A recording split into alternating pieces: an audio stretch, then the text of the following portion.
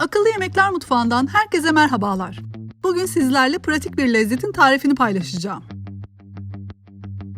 Kıymayı, rendelediğimiz soğanı, sarımsağı, bir tatlı kaşığı salçayı, baharatlarını ve tuzunu bir kapta güzelce yoğuralım.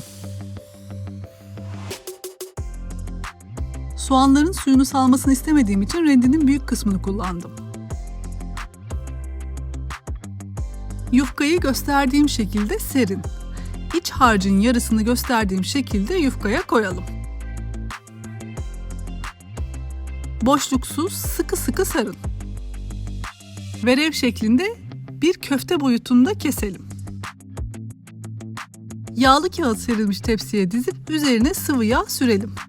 Önceden 200 derecede ısıtılmış fırında 20 dakika kadar pişirelim.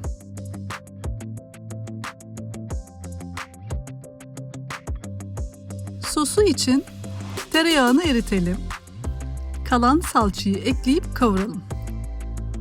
Burada domates püresi de kullanabilirsiniz. Kırmızı biber ekleyip ocağın altını kapatalım.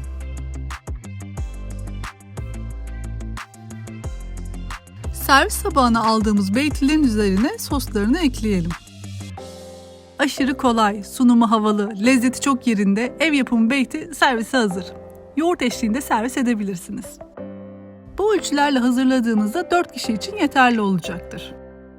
Umarım bu nefis tarifi dener ve beğenirsiniz. Şimdiden deneyecek herkese afiyet olsun. Yorumlarınızı bekliyorum.